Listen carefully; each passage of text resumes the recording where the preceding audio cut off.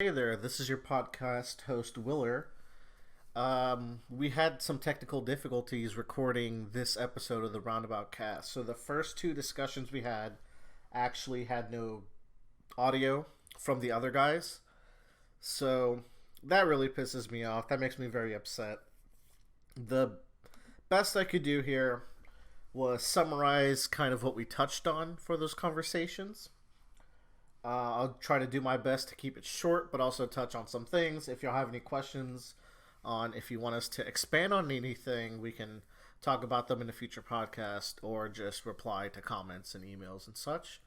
But one of the things we talked about was Community, the TV show. We've all been watching it up to season 3 now, most of us. I've watched it in the past. Joe and Tyler are watching it for the first time now. So we're all enjoying it. They really like the wacky hijinks that the show has. More so than I do. I think some of the episodes can get pretty hijinky, but they're all very fun. We all love the main cast and also the side characters, and we love the unique interactions between the cast where they'll pair up certain characters in individual episodes and we get to see different sides of them. We talk about how Dan Harmon applies his modified story circle to episodes of Community in order to do character growth. Specifically, I remember us talking about the transition from Troy as the jock to him opening up to Abed. Now that he's out of high school, he can kind of be himself more. Same with Jeff. Jeff is the biggest transition throughout the show. We finally talk about how much we love Annie and how, especially me, Annie is my favorite. And Allison Brie is my huge celebrity crush. So there's that. We also discussed Hunter x Hunter, which is a really big shame because Bradley's been watching slash reading it for a while. He read the Chimera Ant arc and watched the rest. He finally finished the Chimera Ant arc. He's had a pretty up and down road with Hunter x Hunter, which is why it took him a while to actually go through it. He feels he had to wait a long time to get back to storylines that he really loves. I agreed, Tyler not so much. He particularly loved the King and Kamugi stuff in the Chimera Ant arc, and he felt that both of them were his favorite characters and he had to wait a long time between he got anything with them and big stretches where he didn't. He strongly dislikes the main cast, which is a big reason why he didn't really get attached. Me and Tyler made a big defense for Killua because he's both of our favorites. I personally think a lot of the cast in Hunter x Hunter doesn't do it for me. But Killua, and specifically his relationship with Gon and how it flips throughout the series, really captivates me, and that was a pretty good case. Made Bradley like him a little bit more. He had a high praise for how well Tagashi portrayed the fear with Nov's infiltration of the palace. Tyler and I defended Gon and Killua, like I said. Bradley didn't initially like how the king was defeated with a bomb, mostly because the manga took a while to show more context to that scene. But I did make a strong defense for it, for how humanity's greatest strength is their ability to craft weapons of pure malice. And that's kind of how we balanced ourselves out with these super strong ants. He ended up liking it a bit more after the discussion. Then we discussed Nen, which me and Tyler really love. Bradley's a little mixed on it as a power system. But I think we all agree that the way that Nen explains like shouting your attack and setting all these weird conditions makes you stronger. We all really like that, and the limitations to Nen and all that. It was a really good talk. That's lost the time. Maybe we'll do another one if he ever finishes the election arc. But yeah, also with Community, we might do a second talk when the other guys finish seasons 4 through 6. We can do kind of an entire series talk if they make it that far, because Community kind of hits a bad point around season 4, and then season 6 is not that strong either. But yeah, let us know if you have any questions about those talks. On to regular scheduled programming with some Final Fantasy VII and Final Fantasy VII Remake talk, and then Persona 5 Royal talk.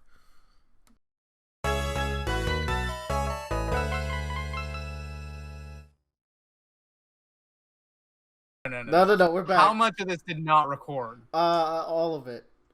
Possibly. The Hunter x Hunter talk for sure. Hey, hi. Technical difficulties happened and we lost a whole Hunter x Hunter talk. So we're gonna give Bradley a 5-minute thoughts on the Chimera Ant arc, and then we're gonna move on from Hunter x Hunter. 5 minutes. Yeah. I think we should move on to something else. We should move on to something else. No, And Bradley. yeah, what is your 5-minute review of the Hunter? I think we should actually move on to something else. And once Bradley's done, we can review Hunter x Hunter. Yeah. No, we just had a 30-minute talk. No. We sure did.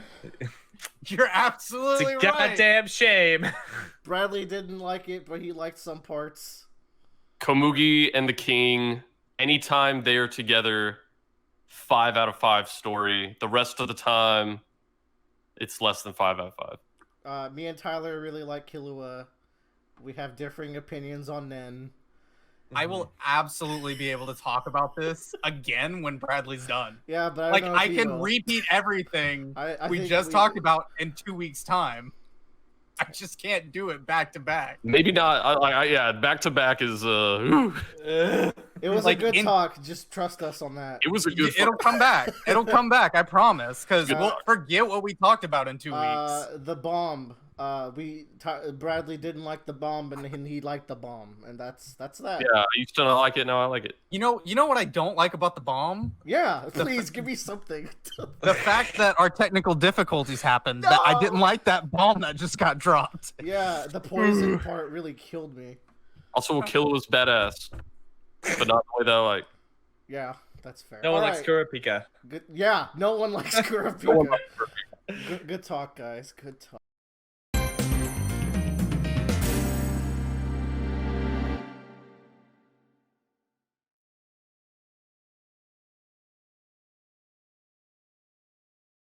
Hi, we're back after technical difficulties. Yeah. I take those really hard. They happen like another episode where I had to manually balance every time Joe talked versus when I talked because I balanced our audio so badly.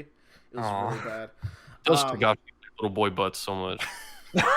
What's happening? What? No, that's a good point. Tagashi's a little bit pedo sometimes. There's a clip from the 1999 anime where Hisoka zooms in on Gon and Killua's butts. Yeah, he goes swing. He goes swing. That's also in the modern one, but that's not what we're talking about anymore. We lost that scene where Gon and Killua stare down Hisoka's raging boner. Yeah, they do. It's kind of weird. Like they're absolutely terrified of this erection. Tagashi wrote in a pedophile to the story, and we're all like, "Yeah, he's the best. He's the best character." He is. He created a self-insert. Oh God. Oh. Maybe Hunter x Hunter not so good. Like in the anime, their eyes like go from down to up, it's just like, oh. You know what else is horny like Hisoka? Final Fantasy VII Remake. Transition. Oh my God. So, I've recently completed the Final Fantasy VII Remake, and Joe has recently completed the Midgar section of Final Fantasy VII Original. So, we could both dip into that a bit. Yeah. I'll let Joe also start doing the remake, and the other I also started. Oh yeah. What? I also started playing Final Fantasy 13. We'll get into that a little bit later. I think maybe. I didn't know that. Yes. I put it in our chat. Yeah, it's on sale, right? I should get it because it's only on Steam. It's $5. I kind of really want to talk about Final Fantasy 13 and its opening. No, not today. No, not today. We're going through a lot right now. We need to stick to schedule. Final Fantasy 7 though, I got to the Midgard section. I literally finished it 2 days ago, and then I played a little bit more, and then I died when I got my chocobo. Forgot to save. It's have to go back and do the save, Joe. Oh my God. I didn't think I would die to it. Never mind. Did you try guarding? I lost the snake. Oh yeah, definitely. That happens. But Final Fantasy 7, the original, holds up. Right? Like that combat system is really good, and it takes like that first section to kind of understand what you're doing, and that first boss will be like, oh, okay, I understand like the pacing and everything. The real time strategy, the ATB as it's called, Yeah. where enemies are acting while you're in the menu, and enemies have phases that are time based and not turn based. Right. They tutorialize that really well. They do with us, especially with the mistranslation of attacking the tail. Yeah. But I think that game does a really good job of presenting itself within the first 5 minutes. Like, this is what the game is. This is how you do it. Here's the limit breakers, magic, attacking, and then you get a small tutorial on the materia system, which is great. I think the remaster does a really good job of making it really easy for you to play as well, and kind of cuts down. It really gets rid of the major number one negative thing about old JRPGs, which is random encounters. Yeah, by putting them on potentially wonky balancing. None of that. Yeah, none of that you have to worry about. So we've already talked about it before, but I started, and I agree with Willer. Like, oh, this is really good, and that's not even talking about the story. I think the story is pretty good so far. Yeah, the script and the dialogue of original FF7 is so good. I was so impressed that the story was actually good for a person playing it in 2019. We talked about this a year ago because this podcast is a year old. Yeah. But I just a year later, I thought I'm having a great time with it. It's really good. But I am now legally allowed to play Final Fantasy VII Remake because I finished the Midgar section. Which segues me into Final Fantasy VII Remake. Man, Tyler looks defeated in the camera. And I feel you, dog. I feel you, dog. Final Fantasy VII Remake, you kind of have to play the original to play 7 Remake because, unfortunately, a lot of people wanted this to be their way to experience the FF7 story.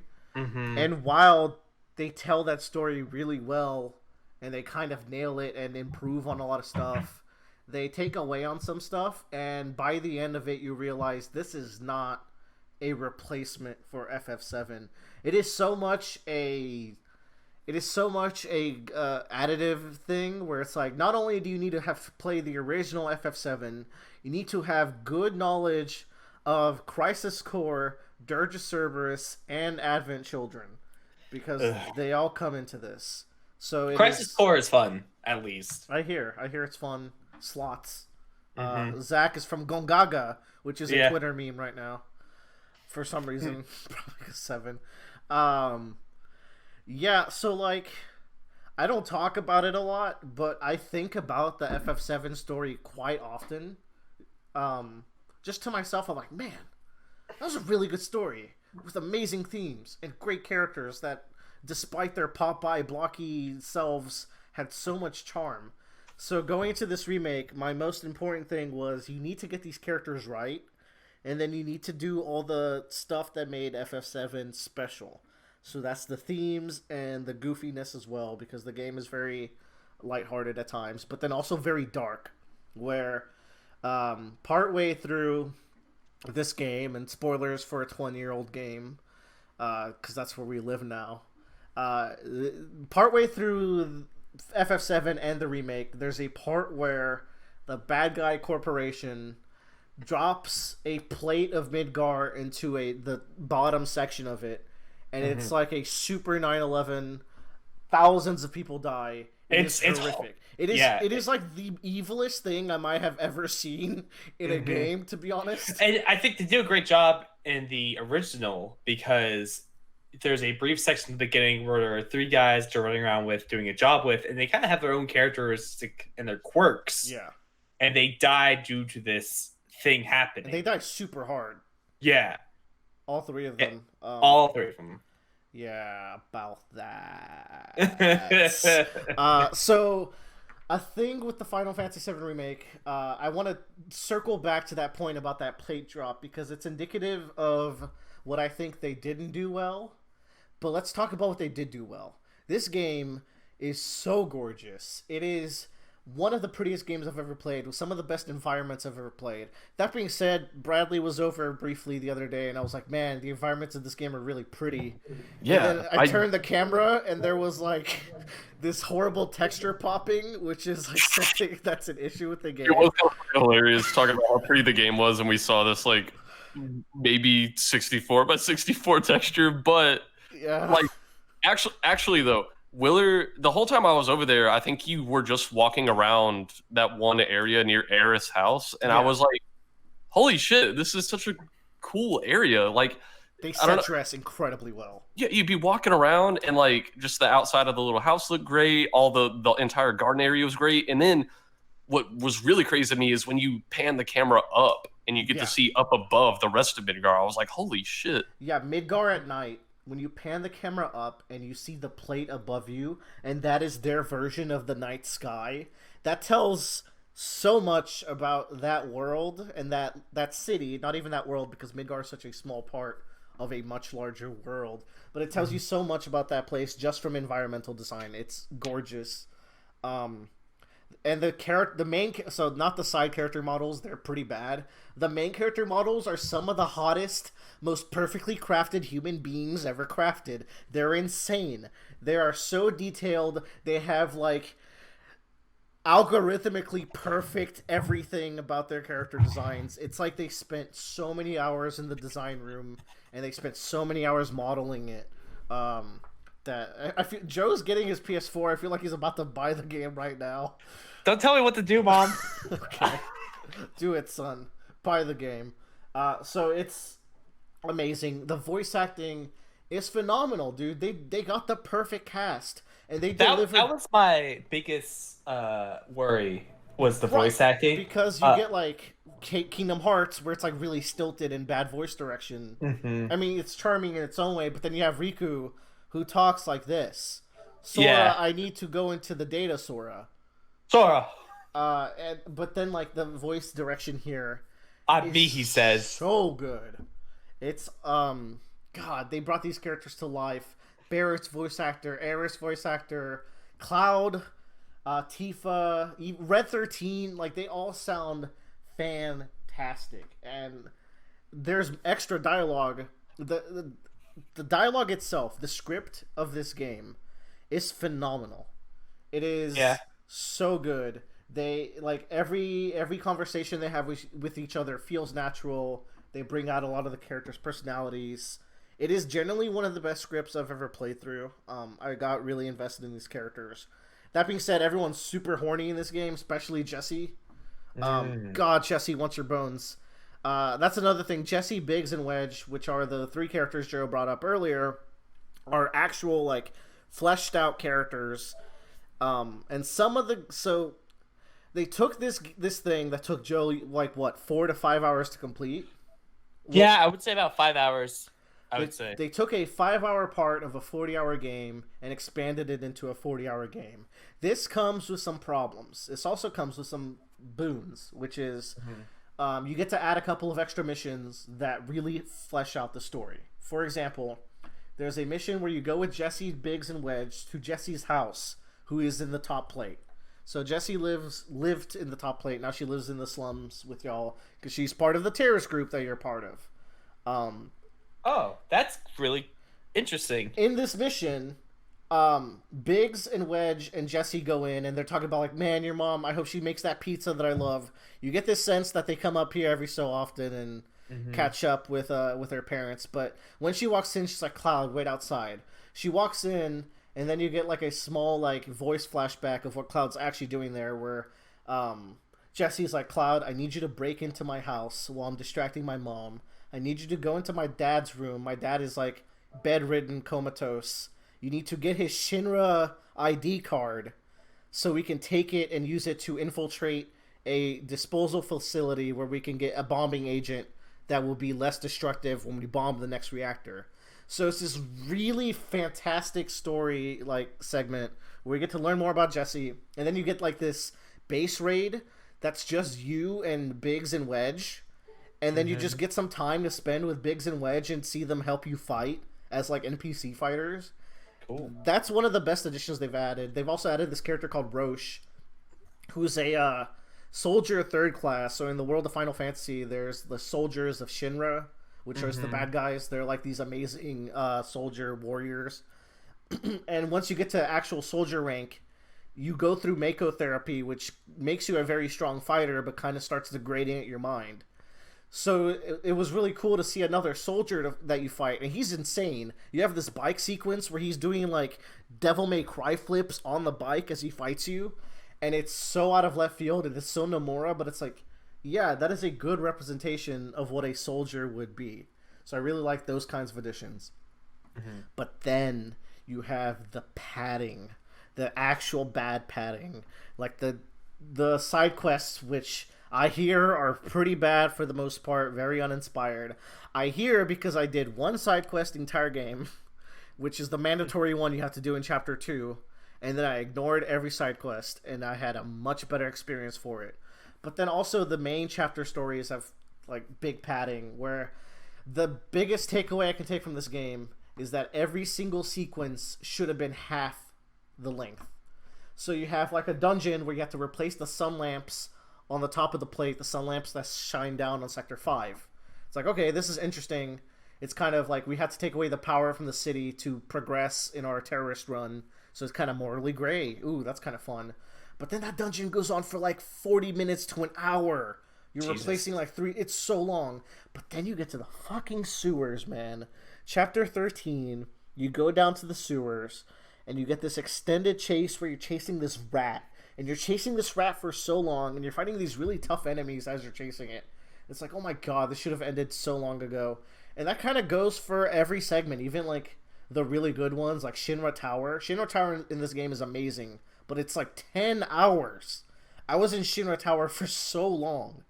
It's insane how much extra stuff they added in there. Some of that's amazing, like you're going through tours of the propaganda that Shinra is giving out to the people, and I think that's a really meaningful addition. But yeah, like it's lengthy. I beat the game in about 30 hours. I think this game should have been like 22 hours at most. You could cut out a lot of chaff from the gameplay segments. What was that, Joe?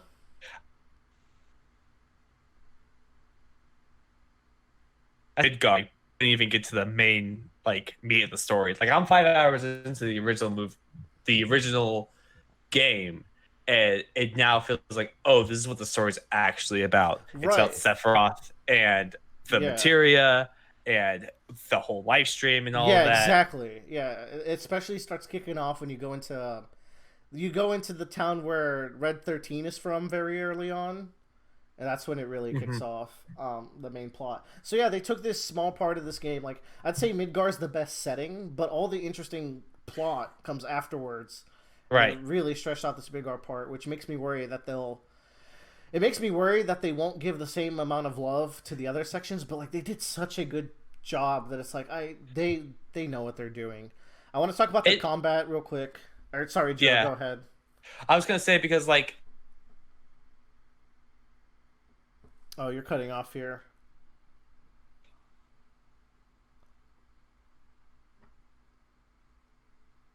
Huh. Did Joe freeze for any of y'all? He froze on my end. He froze for me also. Yeah. How's the combat compared to Final Fantasy 15? Because, like, when you're moving around the camera and everything, that's how it looks like. But is it similar to, like, Final Fantasy 13, or did they stay true to set like old 7? It is. I can't believe Joe still. He probably doesn't know he's frozen. It is like 7, but made an action game. So that seems like a non-answer, but it really is how it feels. Where the combat is it's my favorite RPG combat ever. Where you attack enemies with basic attacks, and each character has their own combos. And Barrett and Aerith specifically attack from long range.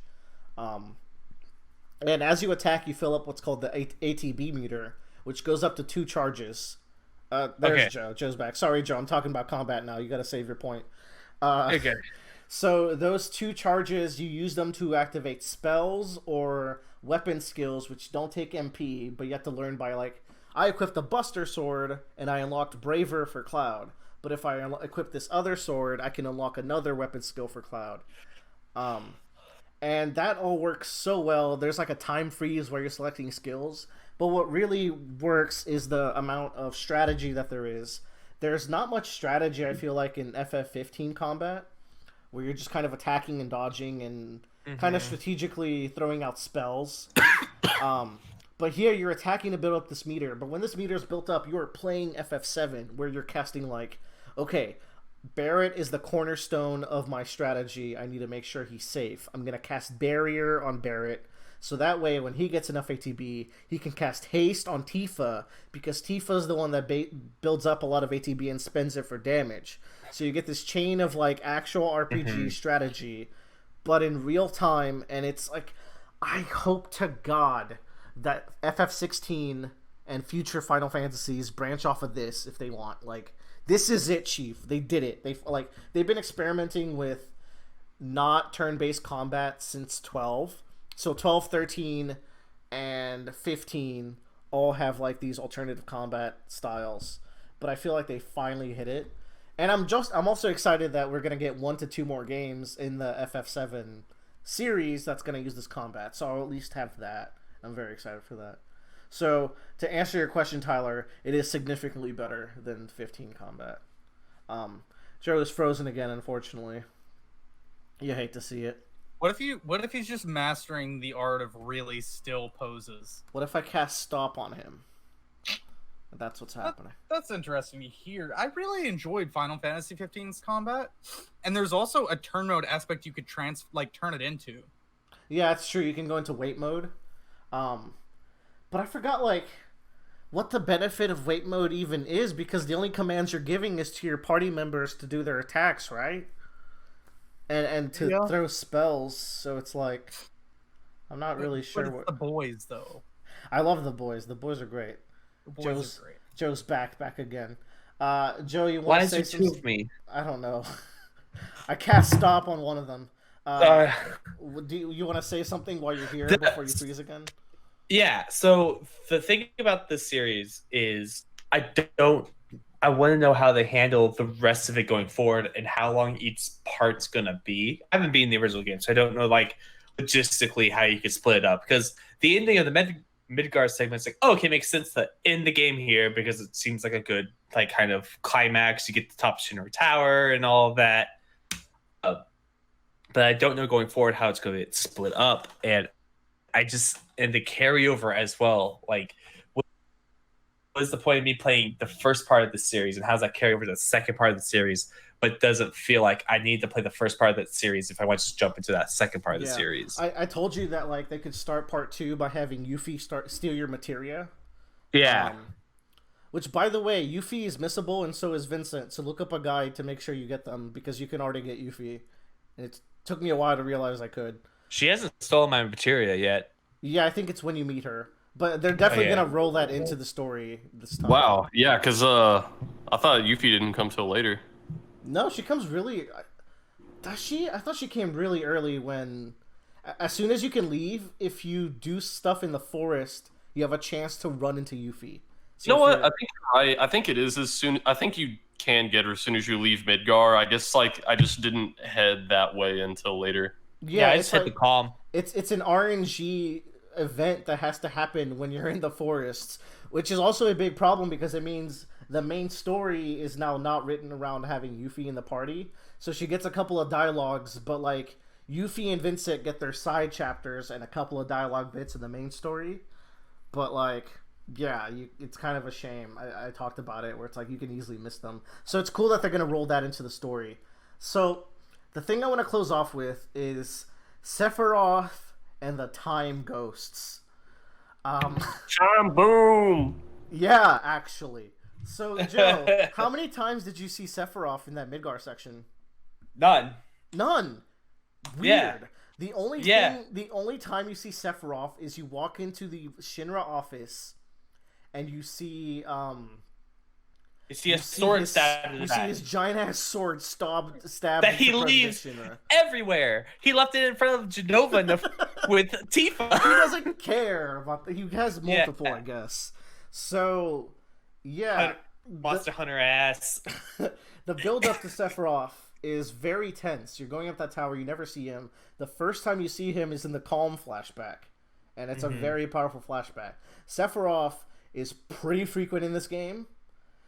In the remake, you see him a lot. He's tormenting Cloud, which is weird because in the original he doesn't give a shit about Cloud, and that's the best part about Sephiroth. Cloud is just a puppet to Sephiroth. And Bradley, you might be able to remember this from your time playing it. Like, did you ever get the sense that like Cloud was integral to Sephiroth's world or his like? I thought you very clearly get this idea where it's like, oh, you're just one of the numbered tools for me. Yeah, something like that. I have a question for you, Bradley. Actually. Okay, I might not remember because last time I played, I think was 2014. Right. So when you beat FF7, and we'll try to not be spoilery. Did you think it was a happy ending? I don't know. God, I don't remember anything after Omni Slash. God, boy, I have stuff to talk about with Omni Slash. I don't remember anything past that last attack. I will say, so the ending. I got the idea that the ending of FF7 was a happy ending. However, this game goes into a direction in Chapter 18 that makes me rethink if it was. Because if it was a happy ending, then this game's plot makes no fucking sense. Oh. Because, and I'm going to get into a bit of spoilers here, and I can do it safely because Joe knows about these spoilers a little bit. Mm-hmm. The plot of FF7 Remake is that Advent Children Sephiroth has found a way to go back in time and try to fuck up the events of FF7 so that he won't get killed and he can live and he can fulfill his goal of cleansing the planet of humans. Go. Boom. Which is weird. Which makes it not a remake. It makes it a sequel, first of all. Yeah. And part of that is there's these ghosts in the game, and you find out that they are arbiters of fate, where it's like... So, and it makes sense because, not to go too much into FF7 stuff that Joe doesn't know, but the planet has self-defense mechanisms. It's got the live stream. It's got the live stream, and it's got something called weapons. Joe, is this your first time playing Final Fantasy VII? Yeah, I've never played Final Fantasy VII. Oh, boy. Yeah. So, you remember the weapons, right, Bradley? So there's, like, Ruby Weapon and Diamond Fuck yeah, weapon. dude. So, like, yeah, the planet has these self-defense mechanisms, so it reasons that the flow of time also has, like, a self-defense mechanism. So that's fine and all. But, like, as soon as you hit Chapter 18 and they leave the motor chase highway, the dialogue takes a sharp turn into Kingdom Hearts, and it's so jarring. Where they're suddenly talking about, like, Destiny and how we need to defeat Destiny and we need to defeat Sephiroth and the ghosts. So our own. With Kyrie. That's the plot of Final Fantasy 13. We gotta teach the ghosts how to do it. No, I wish... So, the ghosts are meta for us, the fans who don't want stuff to change. That's cool and all, but why'd you have to make the writing around them so shit? Like, it's so... You fight Darkseid for Kingdom Hearts! You fight Darkseid as the second-to-last boss of this fucking game. I was so mad. What if this remake is the way to get Cloud in Kingdom Hearts and explain all the Final Fantasy characters in Kingdom Hearts, and then we get Final Fantasy Kingdom Hearts as the next Kingdom Hearts game? That's what it's gonna be. It's gonna be Final Fantasy II Kingdom Hearts, Advent Children of the Crystal Chronicle Lights. They generally love this game too much for that. But you know, y'all didn't finish Kingdom Hearts 4 DLC.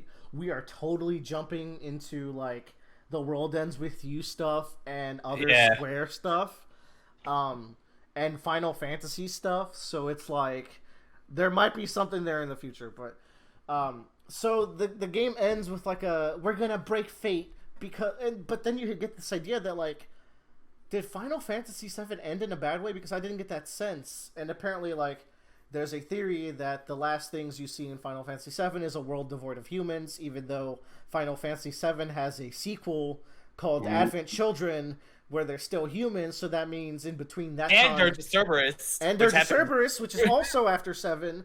But, like, the last thing you see in 7 is 500 years after. And it's this shot of Midgar, and nature has overtaken it. And it's like, okay, does this mean there are no humans? But there's children laughter in the background of this scene. Mm-hmm. So it's like, oh, so are there humans? Or are these, like, there's some characters that are in that ending that aren't human. So you're like, oh, is it those characters? This is interesting to me. Yeah, because, like, I got the sense then that... So I got the sense that humanity survives, but they leave Midgar behind because it's unsustainable. The whole point of Midgar is that it is the sleaziest city where like it has to drain the planet dry just to survive. Okay, cool. We don't have to rebuild Midgar even if humanity survives. They can live a more natural life. Well, even in Advent Children, like they basically salvage Midgar and make its own town outside of it that doesn't use any of its technology. Yeah, and like it's called Edge, I think. So it's like that's really weird. So I guess like if the theory is that humanity dies, it must be sometime after Advent Children. So maybe that's what the fate that they're trying to change. But that doesn't make sense because then why would Sephiroth go back in time and stop himself from happening? Wait, yeah, because that's what he wants. Well, you see, Barry. So, hi Tyler. So the thing with that is, it really seems like the bad destiny that they're trying to change is Aerith dying. And that's not a spoiler to Joe. Everyone fucking knows Aerith dies. That was it. Yeah. I will say that Aerith dying is the single most important part of the plot of Final Fantasy VII. And not just the plot, but the theme. Because Final Fantasy VII was made because the director needed a way to express the grief he felt from his mother's death. And he wanted to make an experience that would help you understand that grief. And it absolutely does. Even today, like, the death of Aerith leaves a big hole in your party. It is a very touching scene, even with the dumb PS1 graphics. So it's like, if they undo that, they are going against the theme of Final Fantasy VII. So I hope they don't. I really hope. But then it's like, then what is the bad destiny? Because, like, yes, Aerith died, but humanity lived on, in my eyes. That's the whole point is that, like, you can't...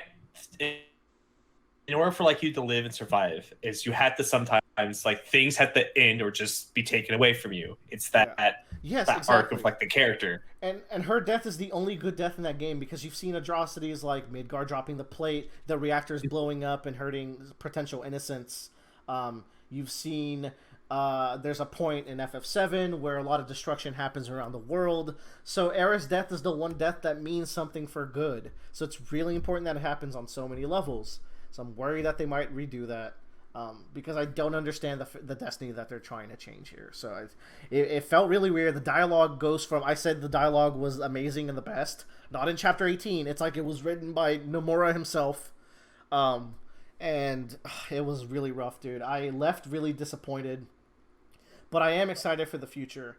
But the thing that makes me worried, too, is that in the remake, they minimize death. So when the plate drops, you get the sequence of Aerith evacuating everyone you know. Like every NPC that you met in the earlier parts of the game survives the plate drop. And it's just like, oh god damn it, you're trying to sugarcoat this. Because so much. Like it's important that you sell to the player that, you know, the stuff you eco-terrorists are doing might actually hurt people.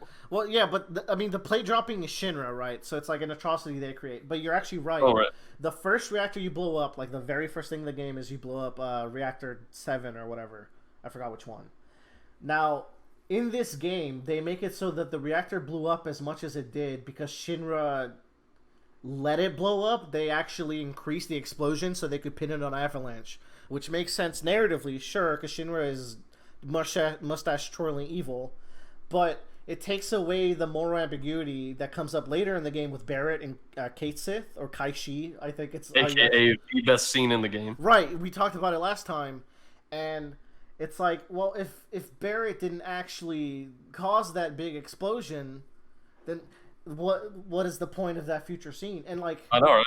After you blow up the explosion, you walk around Midgar and you see how much people are devastated, and it's actually really good. They fucking nail it. But so while they increase that and they increase the moral ambiguity there, they take it away by making it so Shinra did it, and they take away the value of death by making it so everyone that you knew and loved escaped the plate drop. So it's like, I don't fucking know, man. Amazing game, 9 out of 10. you should play it. I have some qualms narratively, but it might also be like a very interesting experience. They said that like everyone after watching interviews were like, okay, the next games are going to remain like 80 to 90% faithful, but they wrote the ending so it's like, okay, we're going to remain faithful. You're going to see all your favorite locations and scenes, but we are going to change some stuff, and we have a narrative reason for why it's changing. So you're going to have to kind of accept that. And that could be exciting. I mean, as long as they do all the good scenes. To reason, I think if you're going to change something, it just needs a reason to be changed. Like if it's an out-of-date joke, or like it just was a really bad section to play as, or it's because you get scammed by a kid because he wants to sell you some fucking weed to get some chocobos. But whatever. But they are doing something meta here. Like it's not artless. There is reasons for these changes. It's just like I hope that they deliver on the rest of the game. Like there's stuff after Midgar that I'm dying to see with the level of love that they gave Midgar. That's my only fear, that they're gonna deviate so much that we don't get to see them. But my fears are whelmed because of interviews and stuff. Like we're going to get all the good stuff. Aerith needs to die. That's my one hard line. Also, I might not. I don't know if I should. Joe already knows so much about the ending. We're gonna get more Zack stuff in the next few games. Yeah, that's all I'm saying. Gongaga Boy in a different universe is definitely alive. Please look forward to double Omni Slash versus Sephiroth with Zack. I can't wait. So you have to fight. I can't wait. You have to fight Genesis. You might. And Sephiroth. Someone brought up the idea that well, at the end of Dirge of Cerberus, Genesis in the Dirge of Cerberus, Genesis comes back to life. Yes. and takes off in the sky. No, let's not worry about that. Yeah, amazing game. I can't wait for the next one. But that chapter 18, man, that chapter 18 and the plate drop and the padding are my takeaway, like my negative takeaways from this game. Yeah, good game. Can't wait to see Joe play more of 7 and play the remake. We'll probably do whenever he plays the remake, we'll talk about it more.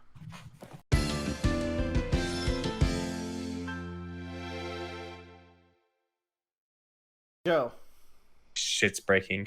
Yeah. Joe, tell me about Persona 5 Royale. Or I guess it's Royal. Yeah. Persona 5 Royal is the re-release of Persona 5 with some additional content, gameplay mechanic changes, some small dungeon reworks to the game. And a big new section to give it. We're not going to talk about. New section.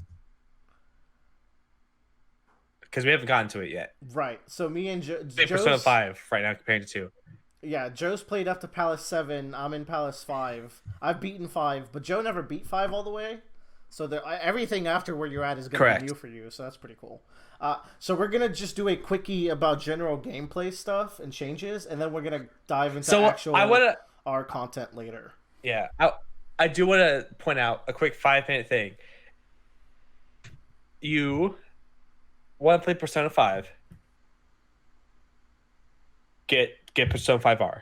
If you've played Persona 5 and you think about getting Persona 5R, get it. That depends on how much you really like Persona 5. No, it was worth it for me.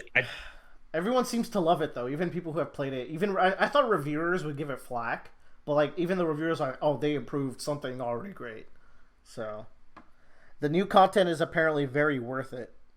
But like, is that because through all the things I played before? Ooh, Joe, you're cutting out a lot, my friend. I don't know if there's something we can do. I'm gonna just literally close Why is there a fucking printer window up right now? Well, that'll do it. Printers. I'm gonna close out everything that's basically not this. Cortana, you don't need to be going. Actually, close Discord too. Gonna close some Steam.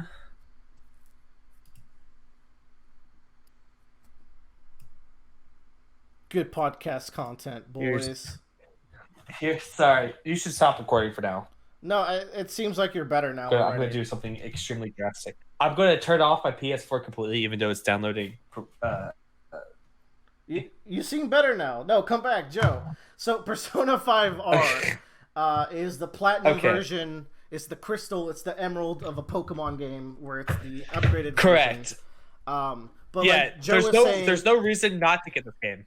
Yeah, like Joe was saying, we don't know for sure, but the new content seems worth it. And replaying it through the game, they've added a good amount of new stuff in between as well, and a bunch of cool gameplay changes. P5 is already one of my favorite games ever, so the making improvements to it is a good addition.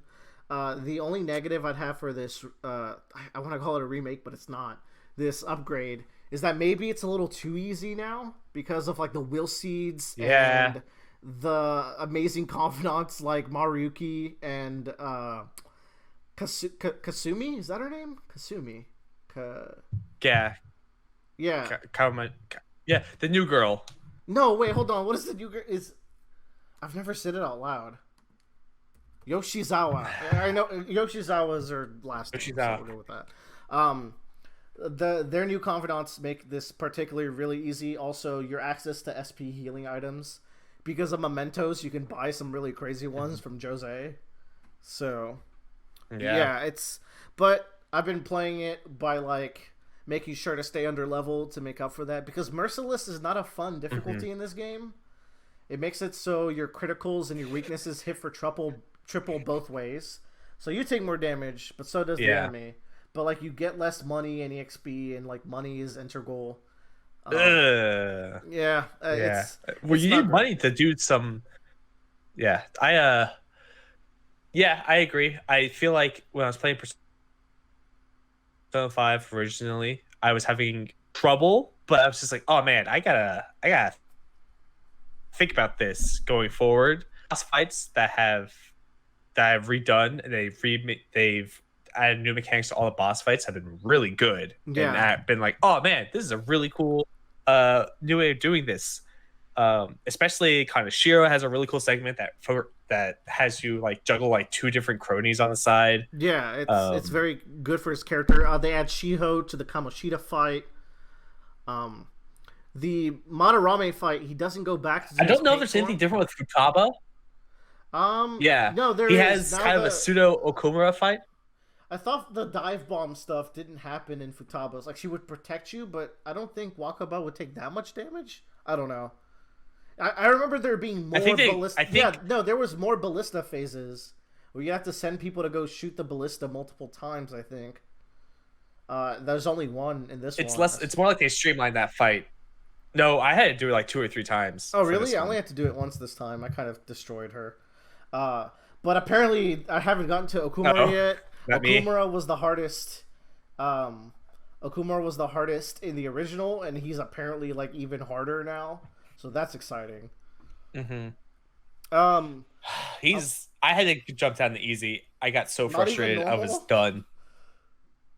That's crazy. No, I was just like, I spent 3 hours fighting this boss, so I got to the point where it's like, I'm done. I'm gonna just looking forward to it. Yeah. In general, this makes me it gives us a chance to talk about P5, because I really like P5. It's my favorite Persona game.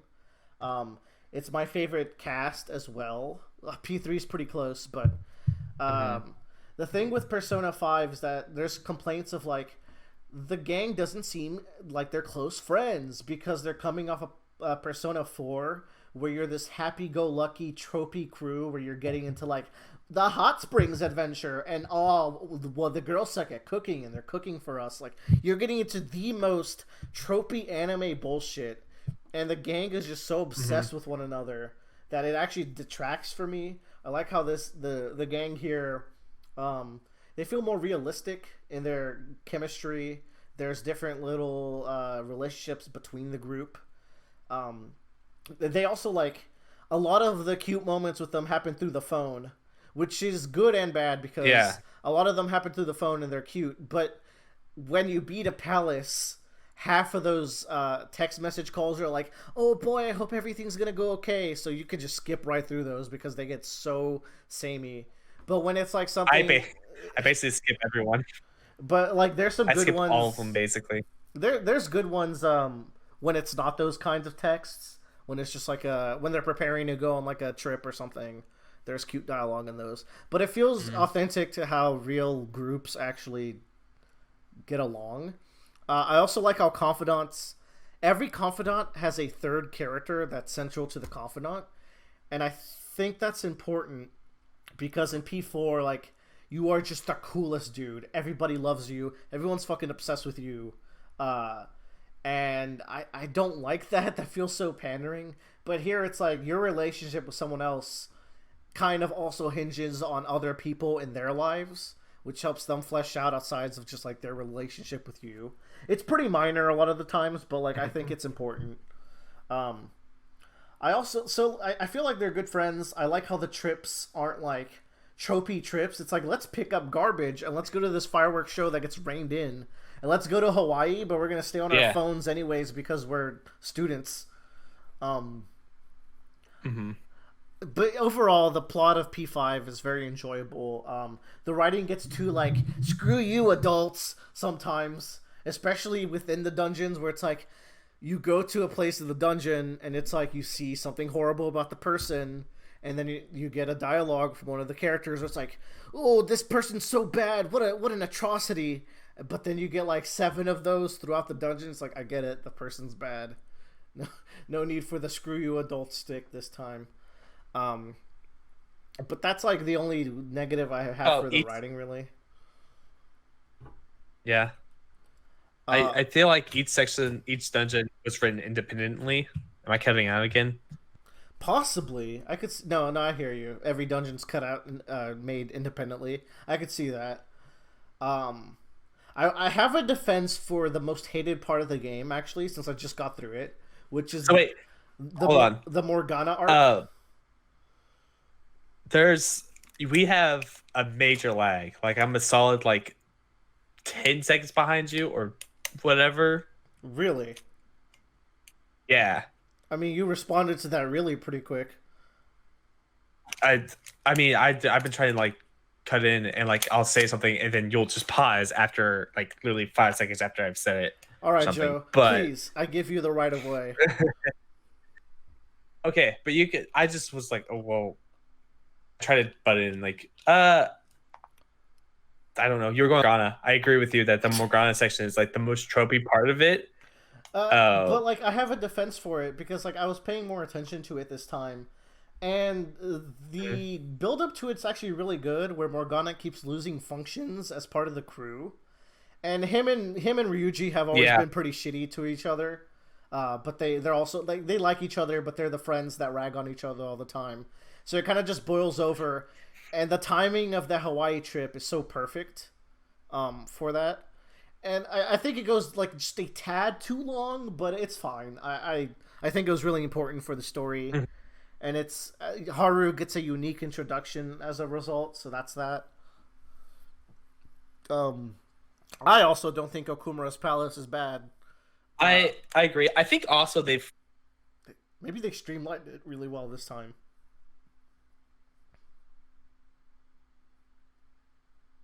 Joe? Okay, we're back. What were we just talking about before you dropped? Oh, goodness. Okumura's Palace. Yeah, I don't think it's that bad. Maybe they just streamlined it really well this time. I think they really streamlined it. It also might be because, I've already done this before, so I know kind of what I need to do. Because I remember, like, going through those portals is just a headache. So that's the part that could still be bad, because that part's really hard. But with no, not anymore. It's literally just press the first button you see every time and just go through the portal. Sweet, cool. Just all the little remixes they make to the dungeon, they're not major, but they all improve it. I think you were underselling the changes to the Futaba Palace. I thought they were really good. I couldn't remember much about the Futaba Palace. I just remembered the emotion of really struggling with the enemies there. Yeah. But I think that emotion, I mean, you can avoid pretty much every enemy, so there's always that. They also there's a lot of small tweaks to this game that really make it feel so much better to play. And this game already was a mastercraft in like UX design. Yeah. So like, for example, the stealth section or the stealthing in this game feels a lot more manageable and doable. Because now you can use the D-pad to switch from attacking to going to another stealth point, which is really good because now I can effortlessly just like zigzag past enemies and not fight them if I don't want to. Which also or go helps. through a door, or open a chest. Yeah, absolutely. The new stealthing is great. Also, combat-wise, the reworked baton pass and technical systems. Oh my god, are so good.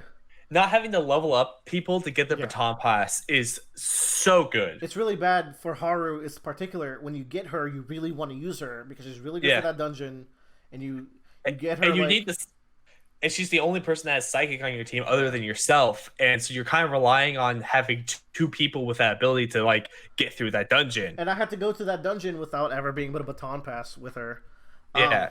I do wonder how Morgana levels up his baton. I have a theory because I saw the trailers and I'm like, okay, something weird happens in the third semester, so maybe that's when. But I was noticing that he can't.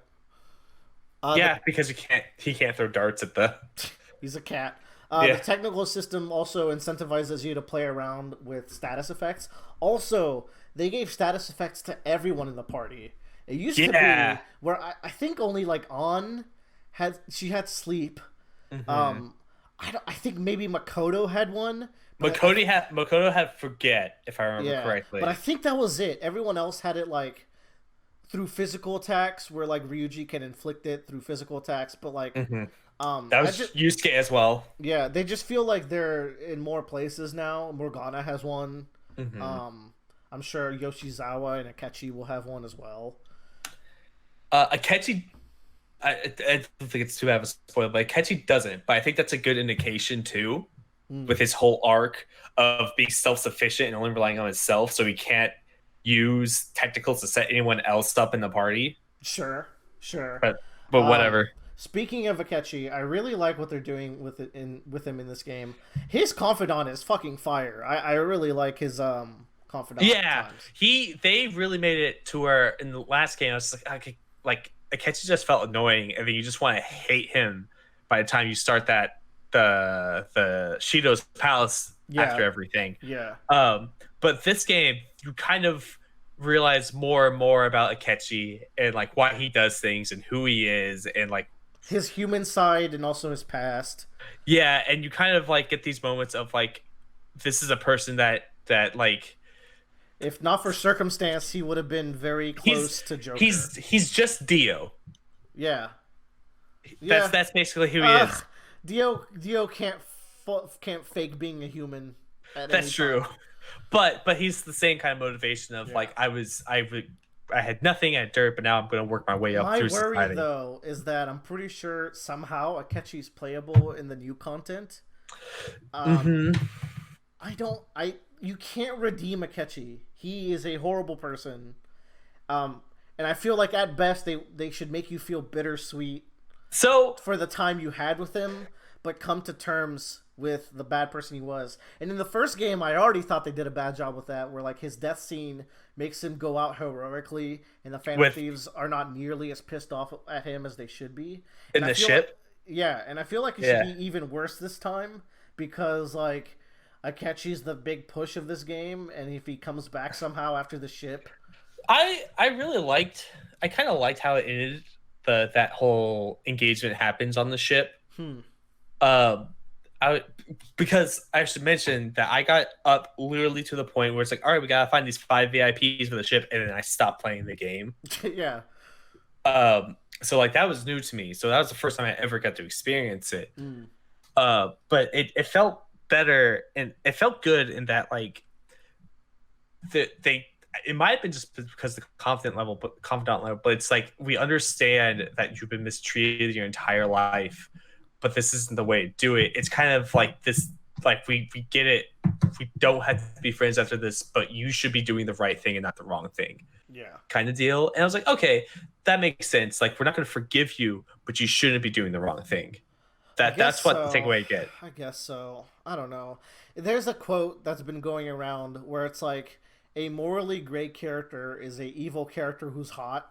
And I feel like that applies to Akechi so well, where it's like if he wasn't the heartthrob pancake boy, everyone would be like, "No, this guy's a piece of shit."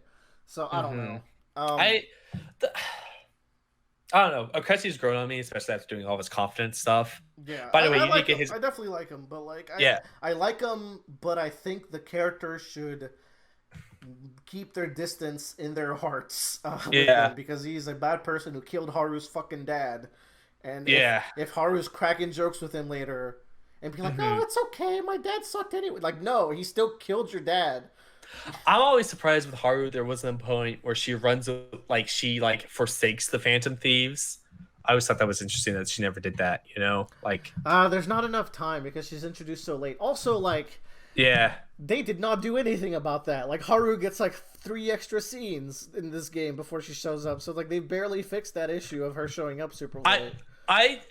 She's my favorite Phantom Thief girl, so it's like I wanted more. There are sections in the game when you're walking to school, you can see her in the background, or you see her like working with like doing the garden stuff on the front porch. That's not much. That's not much. They do it with Makoto as well. There's one that gets revealed later, and you're like, that was pretty good. Not with Haru, but with another character. And you're like, huh. And then it makes you go, and then there's something you notice about this character, and you go, huh. And I think I know what the third semester's about. So you told me that Maruki's sketchy, so I imagine that's what you're talking about. I have a theory about Maruki and Yoshizawa. I think you and I have the same theory. So first of all, Yoshizawa, I really like her. I didn't think I would. I don't like her, but that's fine. You don't? I think she's too perfect and like... Yeah. But that's going to go downhill. You just know that's like a ticking time bomb. It's just she's just like... Waifu! Yeah. Waifu, love me senpai, I love you senpai kind of deal. We now can't post this on the subreddit because they are head over heels for her, and like Persona fans don't care about talking about Persona, they just care about memeing about Morgana and how much they like their waifus, so like there's that. But what I really liked about Yoshizawa is like at first she's like just the boring perfect girl, but I really liked her stance on the Phantom Thieves. I thought that was a very interesting conversation with her. I was shocked. I also like all her confidants, where you get this sense that like she's really working herself hard, but like her dialogue's really cute. I like when she sneaks up on Joker in Hawaii. She's like, "Senpai!" I was like, "Oh, you're all right." Particularly in the 4th one, you go glasses shopping with her, and I'm like, that's when it hit me. It was like, is Maruki your dad, or is Shido her dad? Those are the two people where it could be like, that's a big plot twist. Yeah, there's a lot of good scenes with her, I think, and what she builds up to. I don't know. She's just not my cup of tea. Now about her. I do. So. I know a lot. But so here's the interesting thing. I'm at Shido's palace, and from what you tell me, there's one more palace in the main game afterwards. Yes, correct. There's an 8th palace. That's the final palace. Right. But she has shown up once the entire time to help me out, and it's in that intro sequence that you play through again. Yeah, in Palace 6. So there are requirements to get to that 3rd semester. There's one, actually, and it's you have to max Maruki's confidant level out. Don't you have to max them all? You have to max Maruki, Akechi, No, it's just Maruki. To get the true ending, you had to max out Akechi and Yoshizawa. But for Maruki, you have to get it. So, like, to me, that means that if you don't max out Maruki, you really don't get any of the content afterwards. I don't know. So I'm guessing the palace is Maruki's that we go probably. To. I thought it could be Yoshizawa's, but it's probably Maruki. But like, it's been established that you can't have a palace if you have a Persona. Unless you're Futaba. Because we definitely wrote Futaba first. Yeah. Because Futaba screams Catherine in Persona 4 when you get to her palace.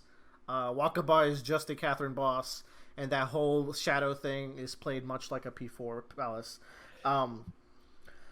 But the thing with Maruki is, even when he meets Futaba, she's like, "Oh, I didn't get a bad vibe from him." So I don't understand what. But remember that a palace is built off of desire, Yeah. not built off of someone's evil. Which is why I think Sai's palace is so brilliant, because it's like she's been built up to have twisted desires the whole game, but she's not evil. She's just a bitch. So it's like, and with Futaba's is Futaba's is trauma.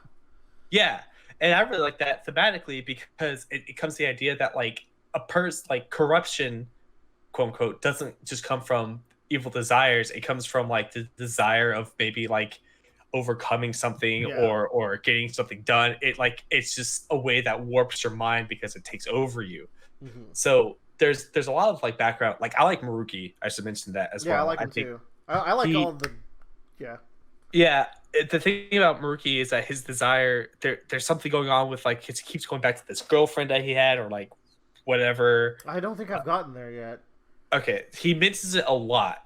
Does he? So, even before 5? It might come Maruki? only after 5. It might maybe at 5 or I'm after. stuck at 5. Okay, but yeah, there's definitely, he starts bringing her up a lot.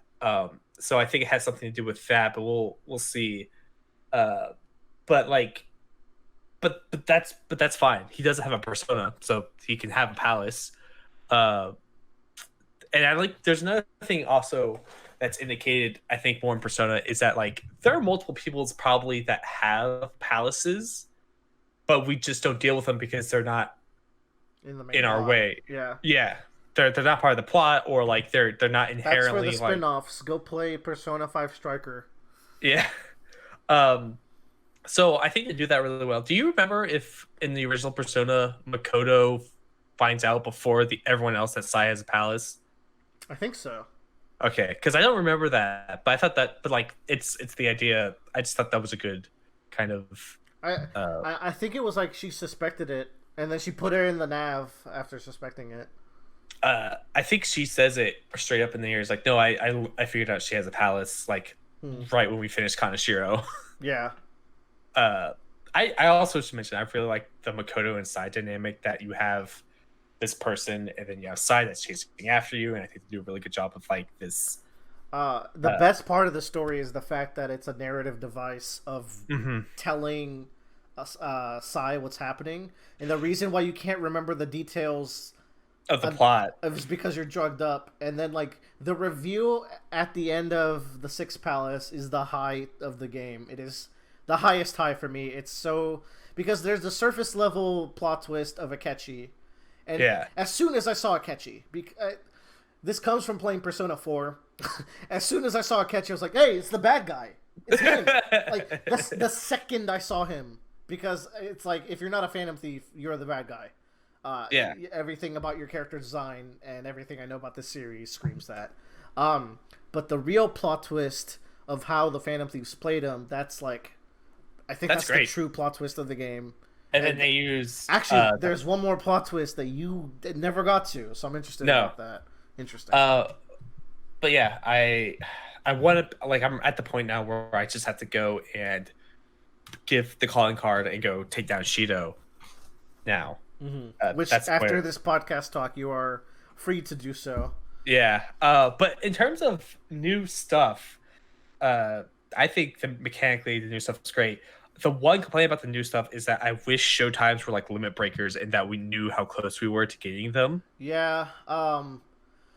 Sometimes I feel like using them is cheap, because it's like, oh my god, they do so much damage.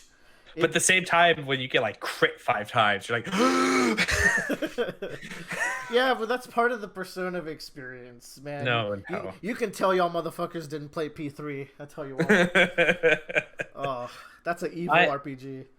But speaking of showtimes, I think the showtimes, they're really cool. I love them. They're great. I love seeing them, but they are missing a mechanic component that lets me know control them a little bit. To control them, yeah. Because like Final Fantasy VII, for example, limit breakers, they give you a really powerful ability that can change the time of battle, and you can hold it at the cost of having to do magic or guarding.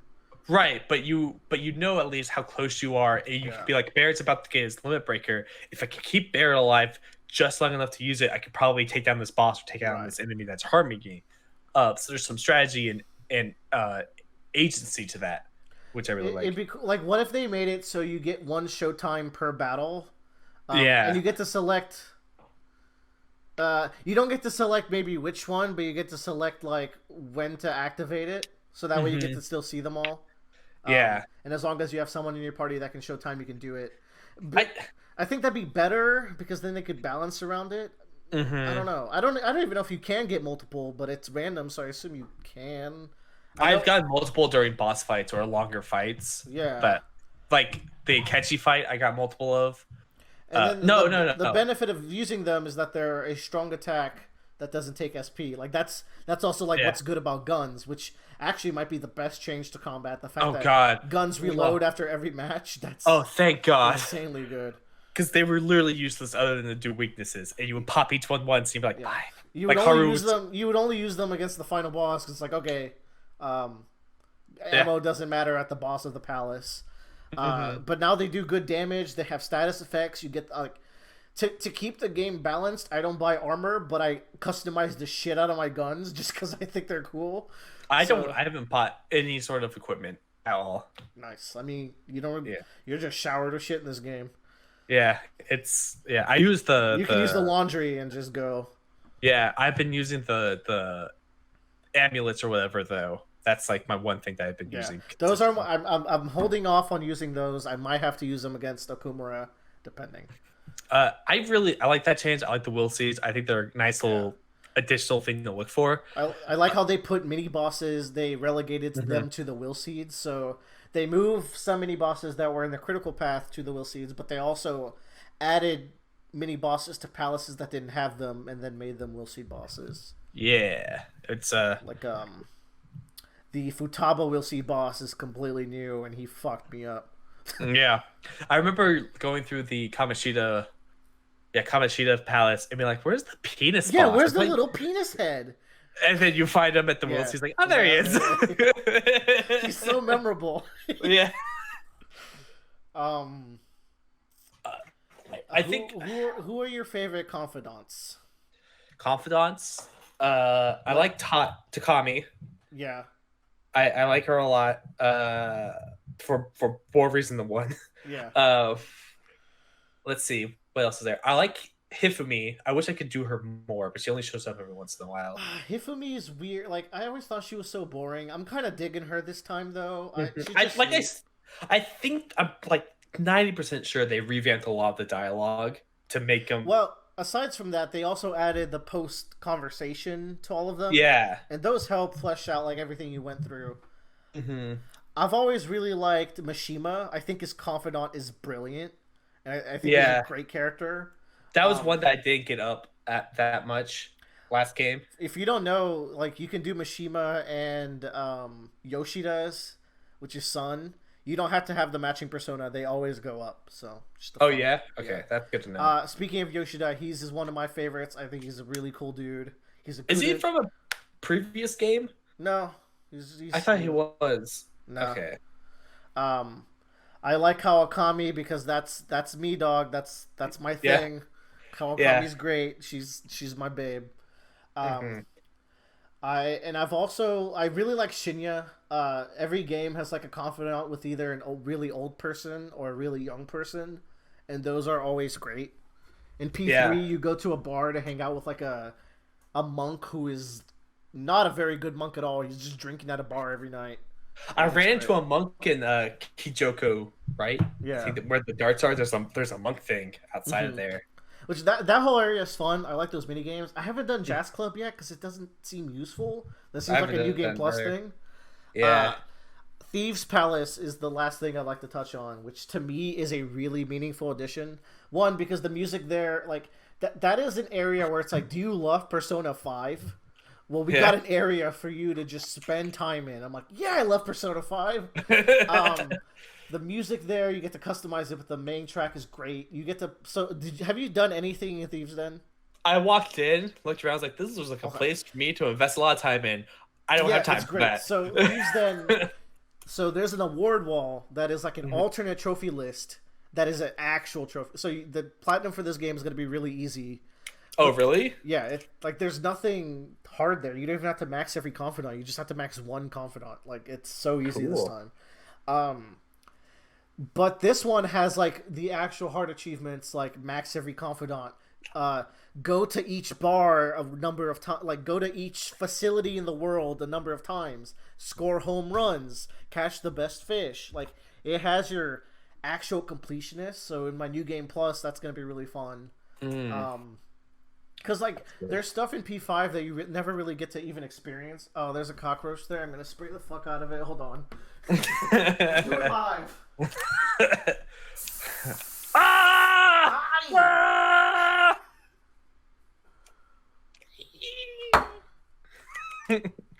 Anyways, Willard, I was at my aunt's house that she's selling, and I was outside by the pool, and I looked down. There was a dead cockroach. I immediately thought of you. thanks. I hate those fuckers so much. Thieves Den. So I'm very excited for New Game Plus, where I get to Thieves Den some more. Yeah. And like, yeah, I'm gonna have a lot of fun with it. I like the fact that it's a trophy list, basically. That's good. And so the thing with Thieves Den is you get to customize it, and you get to put like statues and locations around your den. What that does, though, is party members will show up and have conversations at those spots. Oh, that's cool. So you have like very good moments of like Ryuji and An talking about how cool Captain Kid is, the persona. And Ryuji's like, yo, isn't my persona cool? Oh, that bug spray's killing me. We'll just die on camera. Live on camera. But then you also have stuff like, okay, you put a location down, like say the laundromat, and you have characters meet up and talk about the laundromat. Or you put something like the school conference room, and the characters will go there and have a conversation about that. So it's a really good way to get extra dialogue with your party members. It's like the cover stories in One Piece. Yes, exactly. Yeah. So they're kind of happening in your cognition, but you can, I guess, count them as canon because they're cute conversations. There's a ton of them. Yeah, that's cool. Are they voice acted or are they? No, they're not voice acted. Okay. Something that I really like, it's a small thing, but all of the conversations while you're Mementos are voice acted. Yeah, those are great as well. Mementos, big upgrade this time. Yeah, you can like upgrade itself. I realized the mistake of I should have upgraded money instead of experience for that. No, but the experience, like the game's already easy. You want the money. You want the money. The money and the items because you can sell those items for more money. Especially because you need money for Kawakami and Chinya and. I am on track. I think, to max them all out in one run. I'm not using a guide, but I am using a guide for the conversations. But now that I have the Fortune Arcana, I have her like at where you can do the affinity reading. That's so clutch. What's that do? Does it tell you how close you are, or is it just the affinity reading will boost it? And if you have a matching persona, it'll boost it by more. Okay. But it doesn't take time; it just takes money. Okay, that's why I thought. If you're like Kawakami is not ready to level up, you don't have to waste a time slot on her. You just waste 5,000 yen, and it'll go up to ready. That's what I did for Akechi, the clutch. I'm literally on the last day. Yeah, it's so important. I'm very worried about Akechi and Maruki. Okay. Before you do Akechi, you need to make sure you have a lot of items. That's about it. Why? Why items? So, you need to make sure you can heal yourself. Oh right, I hear there's a battle. Yeah. Okay. It caught me off guard, and I was like, oh fuck. That's his last one, or his 8th one. Yeah, his 8th one. All right, I got his ass. I got the cockroach. All right. Good. Yeah, because I literally like. So, oh no. Oh, I thought you were going after another one. No. So literally the second last day, it comes up like, oh, he's about my thing's about to get stronger. I'm like, great. I'm gonna max him up, and then we go to this battle, and I lose. Oh no! Did you save? You gotta save every day. What if you make a mistake? I know. I forgot to save. I was like, God. fuck. Thankfully, for that, he's like, all right, I'm gonna be at Shibuya every day now to challenge you if you want to get challenged. Like, okay. Next day rolls around. Takami, Walk into Palace or walk the Mementos. All right, we got this. I'm excited for that. I'm probably gonna play right after this, which I think we're reaching the stopping point of our conversation here. We'll have another one once we do the R content. Which I guess Bradley wants to hear that one. That's also my negative, is that the R content comes so far at the end of this game. Yeah, I mean they sprinkled in enough new stuff along the way. So yeah, and I feel like Yoshizawa's a little bit shoehorned in between days and palaces. I'm glad she finally met the crew in fucking Hawaii. It took her that long to meet your friends. Yeah, God, you don't want to introduce us to your new bitch? Yeah. All right, Joe. I think we gotta do a mandatory. Who's your waifu? Yada yada yada. Yada yada. What are your romance plans? Oh well, it was gonna be romance all the girls, and then I fucked that up with Takami somehow. I must have been drunk because that's like low on the list of people I would not want to romance. But I think the top three for me are Mikoto, Takami. I actually be satisfied with just those two. Alrighty. Yeah. My say is that you gotta romance everyone. It's an achievement in the Thieves' Den. You also get an achievement for friending everyone, so that's run 2. Because they're video game characters, and you shouldn't care if their feelings are hurt because you're getting dialogue. It's fine. But among them, my favorites are Kawakami and Haru. Yeah. Takemi's up there. Chihaya even has her moments, but like she scammed you. She's kind of sketch. Salt Rock. Salt Rock. Makes me salty. Yep. And Yoshizawa's cool. Don't crucify me, Yoshizawa fans. Makoto's also cool. I like them all. They're all great. Even Oya. Oya's my drinking bud. Oya looks like my aunt, which is really weird. Oh no. That'll ruin it. Yep. Rip. Damn devil persona. All right. Thanks Goodbye, for joining everyone. us. Goodbye. Tune in next time.